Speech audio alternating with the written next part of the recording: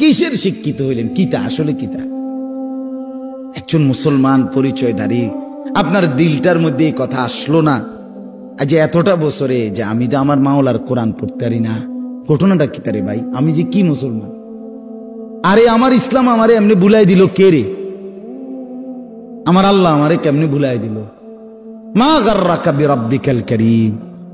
আল্লাহ বলে আমার মতো দয়ালু মনিব থেকে কে রে তোমারে ভুলাই দিল?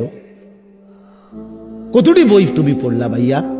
বাংলা, অঙ্ক, ইংরেজি, পদার্থ, জীববিজ্ঞান, রসায়ন বিজ্ঞান, উচ্চতর গণিত, কিরিং কিরিং প্যাক প্যাক। ওইটা তো থুবাই লাইতে আছে। কত রঙের কত ঢঙ্গের পড়া, কত কিছু। খাট বাইতে নেওয়া লাগবো ফরম লিলে, প্রত্যেকের খাট আলাদা। স্কুলে নিতে হবে এটা, এটা নিয়ে হ্যাঁ হুদবো, বিছনা চাদর বাঁচ করবো, এটা মাথাত লইয়া আবার বাইতে এলে। অসাধারণ শিক্ষার প্ল্যান। বলার ঢং কি! শুদ্ধের কারণে দুই একজন দেখছি আমি কর্মকর্তা অতিরিক্ত শুদ্ধভাবে বলতে গিয়ে কইতারেন আইসা দে, আরে হেরাই হাইসা দেয় মিয়া, কই নাই আইসা দে। পাগলামি কথা। এজন্য বাপ আল্লাহর কোরআন থেকে বঞ্চিত করার পর নতুন নতুন আরো এতগুলো বিষয়, জীবন জীবিকা, এরপরে সমাজ স্বাস্থ্য, কি কি কত কিছু তোমার হাতে কলমে হেসে খেলে শিখাবার পরিকল্পনা। যৌনতার সমস্ত সবক ক্লাসে প্র্যাকটিক্যাল তোমাকে শিখানো হবে, সমস্ত সবকিছু আলাদা, একবারে প্র্যাকটিক্যাল শিখানোর এত চেষ্টা, কিন্তু মালিকের কোরআন শিখাবার জন্য কোনো চেষ্টা হলো না। কেন? 12 বছরে 10 বছরে এর চাইতে বড় মুসলমান পরিচয়ধারীর ব্যর্থতা আর কি হইতে পারে বেটা? এরপরে কি ব্যর্থতা হইতে পারে বলেন? এর চাইতে জিন্দিগির ব্যর্থতার কি হইতে পারে? দোস্ত আমার, ইনসাফের সাথে বলো। আমি স্কুলের বিরোধী না, আমি কলেজের বিরোধী না, আমি বাংলা অঙ্ক ইংরেজির মোটেই বিরোধী না। আমি বাংলা অঙ্ক ইংরেজি পড়ুনা ছাত্র, আমি বিজ্ঞান বিভাগের ছাত্র, আমি কুমিল্লা ভিক্টোরিয়া কলেজ থেকে মাস্টার্স পাশ করা ছাত্র। কাজে আমি বিজ্ঞানেরও বিরোধী না, আমি বাংলা অঙ্ক ইংরেজিরও বিরোধী না। আমি সরকারি মাদ্রাসাতেও পড়ছি, কওমি মাদ্রাসাতেও পড়ছি, কলেজেও পড়ছি। রাত্রে এরকম রাত্রে ওয়াজ, সকালবেলা পরীক্ষা ভিক্টোরিয়া কলেজে, ওয়াজের মধ্যে গিয়ে এক রুমে বইয়া বইয়া যতক্ষণ আমার বয়ানের টাইম না হয়েছে বইয়া বইয়া পড়ছি। হ্যাঁ হ্যাঁ, আগের বক্তা আইয়া জিগাইছে যে প্রধান বক্তা কেডা এক মাহফিল একদিন, তা আমি বইয়া বইয়া ডুইলা ডুইলা পড়তে। আমার না সকালে পরীক্ষা ভিক্টোরিয়া কলেজে, এবারে ওই বেটা দেখাইছে তো ওই হুজুর এই প্রধান বক্তা, এবারে সেদিকে ফিরে আছে পরে। এবার কয় উনি তো তুমি ডোলে ওনার পরীক্ষা সকালে। আবার আইয়া কইছে হুজুর আপনার এখনো ওয়াজ, চলো চলো ওয়াজ, আবার ওয়াজ, আবার বই, আবার পড়া, এইভাবে দৌড়াইছি মিয়া। একদিন 2 দিন ছিলাম সোনাকান্দা, 11টা বছর ছিলাম। 11 বছরে যে আমার স্যার আছে আমার সাথে, আমার বাউসেলের স্যার, আমার কলিগ, আল্লাহ হায়াতে তাইয়্যিবা দান করেন। তো এজন্য বাপ সোজা হিসাব, সোজা হিসাব আমি চেষ্টা করছিলাম। স্যারে জানে আমি এতটা ওয়াজ মাহফিলের ব্যস্ততার ভিতর দিয়েও ফাঁকিবাজি করি নাই, চেষ্টা করছি। আবার ছাত্র পড়া, আমার ছাত্র যারা পুরাতন দেখেন, জিজ্ঞাসা করি, ধোকা দেই নাই কাউকে, প্রতারণা করি নাই। আমার উদ্দেশ্য এটাই বুঝানো আমরা যেন শতভাগ আল্লাহর কোরআনে অভ্যস্ত হই। ভাইয়া কোরআন শরীফ পড়তে পারো না, এই তোমরা যারা ছেলেরা ভাই, তোমাদের কাছে আমার অনুরোধ, আশেপাশে কোনো ইমাম সাহেবের কাছে, কোনো মাদ্রাসার উস্তাদের কাছে, কারো না কারো কাছে যেমনে পারো আল্লাহর কোরআন শেখার চেষ্টা করো। কোরআন জীবন দেখাবে, কোরআন আলো দেখাবে, দুনিয়াটাও ভালো রাখবে, আখিরাতটাও ভালো রাখবে। গতকালকে আমি 22 থেকে 23 বছরের এক তাগড়া জোয়ান ছেলে, একেবারে চাঁদের মতো ফুটফুটে সন্তান, এই ছেলের জানাজা পড়ছি জোহরের পরে গতকাল।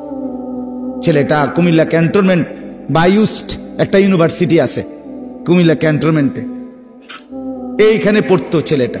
রাত্রে 11:30 বাজে সিএনজিতে যাইতেছে একা, সিএনজি বাড়ি দিছে অন্য কি গাড়ি, জাগাত মারা গেছে। তো 22-23 বছরের এই তাগড়া আমার বাসার সামনে জানাজা।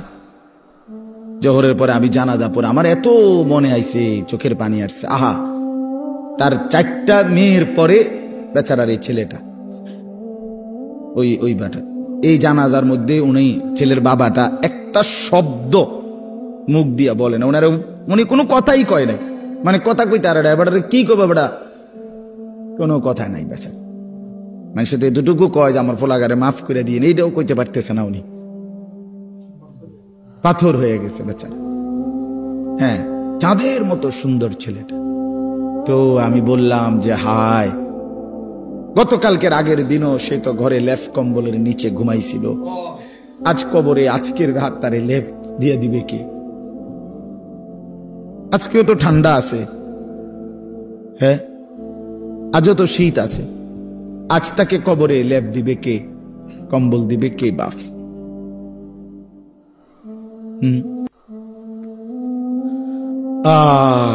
এজন্য দোস্ত আমার, বন্ধু আমার, যত কিছুই আমরা স্বীকার করি আর না করি, গ্রহণ করি আর বর্জন করি, বুঝতে শিখি অথবা না বুঝি, ফাঁকিবাজি করি আর ছলছাতুরি করি, আমরা শেষ পর্যন্ত মৃত্যুকে আড়াল করা, মৃত্যুকে পাশ কাটিয়ে চলার কি সুযোগ আছে কি বাপ? এতটা চূড়ান্ত বাস্তবতা। এই নেতা আমার আমনেরে ভাল লাগে না, ঠিক আছে, আমি আমনেরে ছাড়াও হয়তো জিন্দিগি আরেকজনের দিয়ে চালাই নিতে পারবো। আমার এই মেম্বার বাবুরে আমার বুঝে ধরছে না, হইতে পারে। এই চেয়ারম্যান আমার ভালো লাগছে না, হইতে পারে, আমি তারে সমর্থন করি না, এটা হতে পারে বাপ। আমি আমনের থেকে পাশ কাটাইয়া চলে গেলাম, আমনে আমার থেকে পাশ কাটাইয়া 900 করে চলে গেল, কিন্তু মৃত্যু থেকে আড়াল করার নিজেকে সুযোগ আছে তো? শেষ পর্যন্ত কোনো সুযোগ আছে কি? তাহলে যেটা চিরবাস্তবতা, যেটা চিরন্তন সত্য, অমোঘ সত্য, অকাট্য সত্য, চোখে দেখা একবার না দুইবার না শতবার যে মৃত্যু আমি দেখলাম মানুষের, এত কবর এত লাশ দেখলাম, সেটা ভুলে যাওয়া কেন বন্ধু? আরে ভাইয়া, কেমনে বললে বুঝতাম? কিভাবে বললে বুঝতে? একজন বড় আলেম ছিলেন, বুজুর্গ ছিলেন, আল্লামা ইবনুল জৌজি রহমতুল্লাহ আলাই। ওনার এক কিতাবে আমি পড়ছি, জম্মুল হাওয়া, আরবি কিতাব, ওইখানে ভূমিকাতে আছে, উনি বলছে, হে আল্লাহর বান্দা, তোমাকে বুঝাইতে বুঝাইতে বুঝাইতে গিয়ে আমি পাহাড় থেকে নামতে নামতে মাটির নিচে নাইমা, অর্থাৎ তোমাকে বুঝাইবার জন্য আমি আমার সবটুকু চেষ্টা ব্যয় করছি। শুধু জ্ঞান গর্ভ পণ্ডিতি কথা, শুধু গভীর বিচক্ষণতা, অনেক সূক্ষ্মাতি সূক্ষ্ম তথ্য, এটা যদি আমি পেশ করতাম, অনেক গবেষণা, তাহলে এটা হয়তো এক ধরনের জিন্দিগি। কিন্তু আমি ব্যক্তিগতভাবে এটা চাই না। আমি চাই আমার এই উপস্থিত শ্রোতা, আমি দূরের কাউকে ধাক্কাও দেই না, অনির্দিষ্ট কাউকে খোঁচাও দেই না, আমার এই নজরের শ্রোতাগুলোকে, এরা 50 জন হোক আর 500 হোক, আমার চোখের সামনের এই নওজোয়ান বাবা ভাই, এদের কলিজার মধ্যে একটু হইলেও বিবেক নড়ানো, এর জন্য এক কথাকে যদি 10 বার না 100 বারও বলতে হয়, আমি বলতে চেষ্টা করি। এটা আমার একটা ফিকির, আমার ফিকির এটা। অতএব আজকেও এটাই বললাম, আমি, আপনারা আমার আপনজন, আপনারা আমার পরিচিত মানুষ, আমার অহরহ আসা যাওয়া আপনাদের কাছেই। আমি অনুরোধ করছি আপনাদের কাছে, আল্লাহর কোরআন আপনারা পড়েন, বাবারাও শিখেন, ছেলে যুবক ভাই তোমরাও সবাই একসাথে। নিজের কলেজ ইউনিভার্সিটির জিন্দিগি চেঞ্জ করা যাবে না, এটা আমরা বুঝি, আমরা বলিও না, কিন্তু আল্লাহর কোরআনকে ছেড়ে দেওয়া কেন? আল্লাহর কোরআন কেন ছেড়ে দেওয়া? এই জন্য আমরা প্রত্যেকে ইনশাআল্লাহ কয়েকটা কথা বলছি। 1 নাম্বার বলছি আমি, যে সর্বাবস্থায় আল্লাহ তাআলার জিকির জবানে কি রাখা? চালু রাখা।